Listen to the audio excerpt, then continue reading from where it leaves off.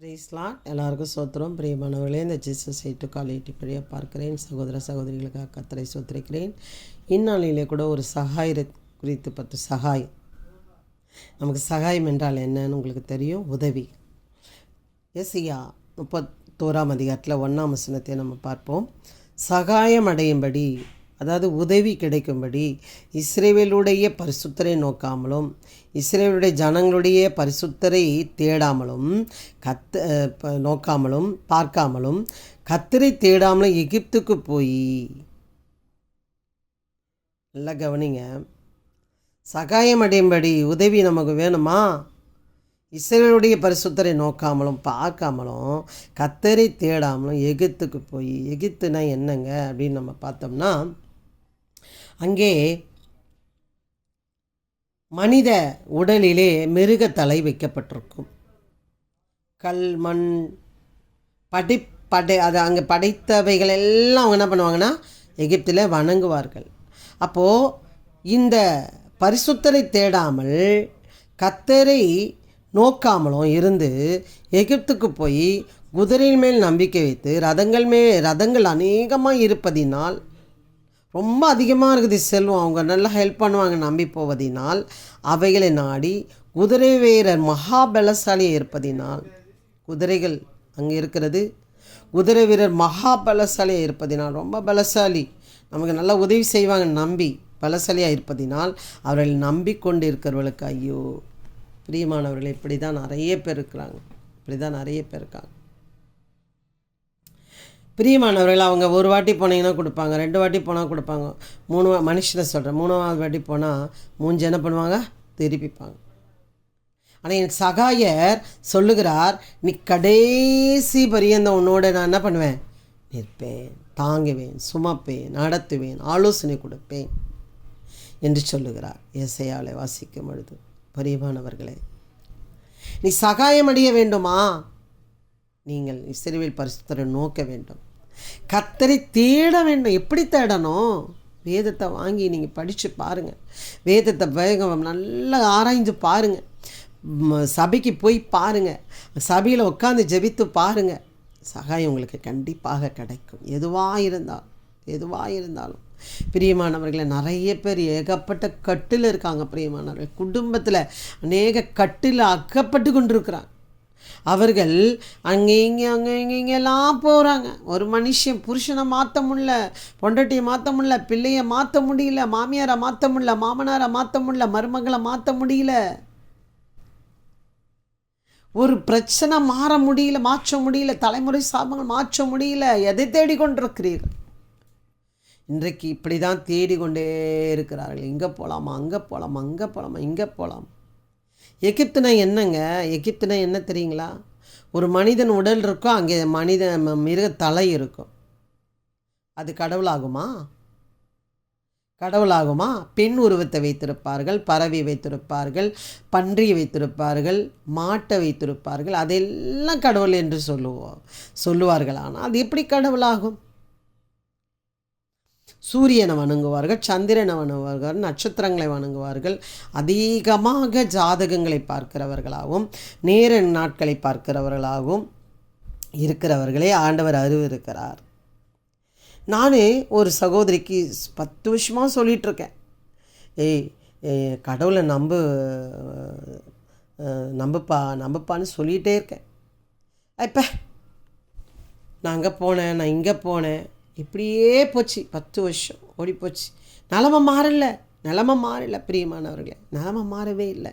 இப்படி நிறைய பேர் எனக்கு தெரியும். இந்த ஒருத்தி மட்டும் நான் சொல்கிறேன், என் ஃப்ரெண்டு தான், அவள் சொன்னான்றதுனால நான் சொல்கிறேன். அப்போது அவள் என்ன பண்ணுறா, 10 வருஷம் முன்னாடி நாங்கள் ஒரு ப்ரேயர் பண்ணேன்.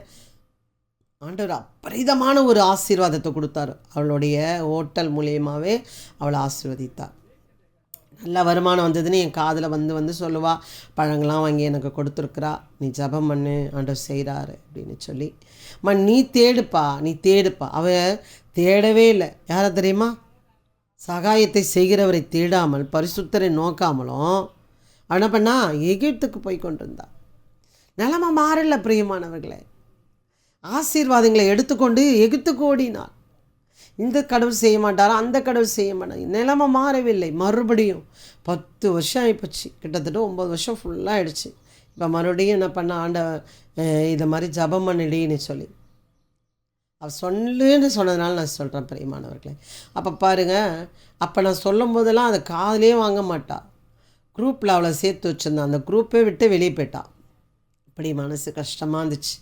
அப்போது ஒரு நாள் பைபிளை கொடுத்தேன். அந்த பைபிளை கொடுக்கும்பொழுது அந்த ஏதோ ஒரு வசனம் புதிய ஏற்பாட்டில் ஏதோ ஒன்று படிச்சுட்டு படுத்து தூங்கிட்டா. தூங்கும் பொழுது இவ்வளோ வருஷமாக அவள் சொன்னதை நான் சொல்கிறேன். அப்படி 50 வருஷமாக சின்ன பிள்ளையிலேருந்து தாய் தகப்பன்கிட்ட வளர்ந்ததுலேருந்து பிள்ளைகிட்ட புருஷங்கிட்ட வந்ததுலேருந்து பிள்ளைகளை வளர்த்து திருமணமானதுலேருந்து பெறாத ஒரு சந்தோஷத்தை அவள் சொன்னான். நான் ஒரு வசனத்தை படிச்சுட்டு நான் தூங்கிட்டேன்.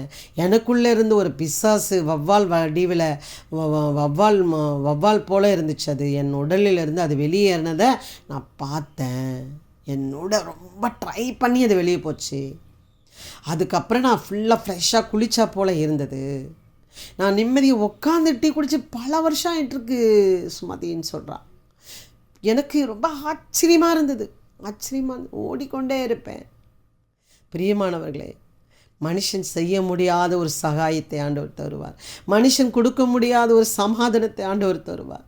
மனுஷன் கொடுக்க முடியாத ஒரு சுகத்தை ஆண்டவர் தருவார். பிரியமானவர்களே, நான் பெற்றுக்கொண்டேன். அதனால தான் பிரியமானவர்களே, அநேக கிறிஸ்தவர்கள் சொல்லிக்கொண்டே இருக்கிறார்கள். அடித்தாலும், ஏளனம் பண்ணாலும், இலக்காரம் பண்ணினாலும், பின்னாடி பேசினாலும், என்ன செய்தாலும் அவர் கிறிஸ்து இயேசுவை சொல்லிக்கணும். ஏன் தெரியுமா? இந்த சகாயத்தை நீங்கள் அறிய வேண்டாம். 10 வருஷம் ஆயிடுச்சு. நான் சொன்னேன், நீ இவ்வளோ வருஷம் தள்ளி போட்டி இவ்வளோ அப்படின்னும் போது அவர் சொன்ன, ஆமாண்டி, ரொம்ப லேட் பண்ணிட்டேன். இனிமே அவர் சொன்னால் அது அந்த ரட்சிப்பை பாருங்கள். அவர் செய்தாலும் செய்யாவிட்டாலும் கர்த்தரையே நான் நோக்குவேன் என்று சொன்னால் பிரியமானவர்களே, அருமையானவர்களே, நீங்கள் இப்படியாப்பட்ட சகாயரை அறியாமல் அவளைப் போல நீங்களும் நாட்களை தள்ளிக்கொண்டே போகிறீங்களா? தள்ளி போட்டுக்கொண்டே இருக்கீங்களா? வருஷங்கள் ஓடிக்கொண்டிருக்கிறதா? உங்களுக்கு எதை பெற முடியாமல் இருக்கிறதா? அதை ஜெயிக்க முடியாமல் இருக்குதா? உங்களால் அதை செய்ய முடியாமல் இருக்கிறதா? அது அப்படி கிடப்பில் கிடக்கிறதா? சகாயரை நோக்குங்கள். இஸ்ரவேலுடைய பரிசுத்தரை நோக்குங்கள். அவரை தேடுங்கள் பிரியமானவர்களை. அதை தேடாமல் போனவர்களுக்கு ஐயோ, நீங்கள் தேடி போவீர்களானால் பெற்றுக்கொள்வீர்கள். பிரியமானவர்களே, பெற்றுக்கொள்வீர்கள். நாங்கள் பெற்றுக்கொண்டோம். ஏராளம் பெற்றுக்கொண்டது ஏராளம் சொல்ல முடியாத சாட்சிகள் இருக்கிறது பிரியமானவர்களே. அவள் பெற்றுக்கொண்டு இன்றைக்கு சொல்லுகிறாள், எனக்கு இவ்வளோ டீ உட்காந்து சாப்பிட்றது எனக்கு ரொம்ப ஆச்சரியமாக இருந்தது. உட்காந்து நான் டீ குடிச்சு பல வருடங்கள் ஆச்சுடி அப்படின்றா. நின்றுட்டே குடிச்சிட்டு ஓடுவேன், நின்றுட்டே. பிரியமானவர்களே, அதுக்கும் மேலே அவர் சொன்னால் நான் சொல்ல விரும்பலை. அதனால் பிரியமானவர்களே, அந்த சமாதானத்தை அவர் உங்களை கட்டளையிடுவார்.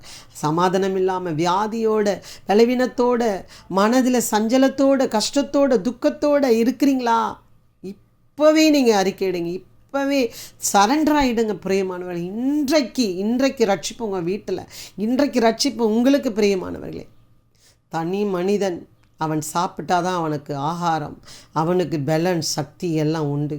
வேறு ஒரு சாட்டா அவங்களுக்கு கிடைக்காது பிரியமானவர்களே. அதை போல தான் சகாயத்தை வேறொரு இடத்துல தேடி போய் கொண்டே இல்லை. சகாயம் கொடுக்கிறவரை தேடுங்கள். அப்போ சகாயம் அடையும்படி கர்த்தருடைய பரிசுத்தரை நோக்காமல் போனாங்களாம். கர்த்தரை தேடாமல் எகிப்துக்கு போய் குதிரையின் மேல் நம்பிக்கை வைத்தார்களாம். பிரியமானவர்களே, பலசாலியின் மேலே நம்பிக்கை வைத்திருந்தாங்களாம். ரதங்கள் அநேகமாக இருக்குதுன்னு அது மேலே நம்பிக்கை வச்சாங்களாம். பிரியமானவர்களே, நீங்கள் எது மேலே நம்பிக்கை வைத்திருக்கிறீங்க? தயவு செய்து இன்றைக்கு உங்களுக்கு நேராக வார்த்தை வருது என்று நம்பி நீங்கள் ஒரு விசை சோதித்து பாருங்கள் என்று சொல்கிறார். ஒரு விசை நீங்கள் இருந்த இடத்துல இருந்தே, ஆண்டவரே இந்த சூழ்நிலை மாறவே மாட்டேங்குது, இந்த பிரச்சனை மாறவே இல்லையப்பா, இந்த வியாதி மாறவே இல்லையே, என் கஷ்டம் மாறலையே, கடன் மாறலையே என்று நீங்கள் கேட்பீர்களானால் சகாயம் அடையும்படி கர்த்தர் உங்களுக்கு சகாயம் செய்ய வல்லவராக இருக்கிறார். அவரை தேடுங்கள்.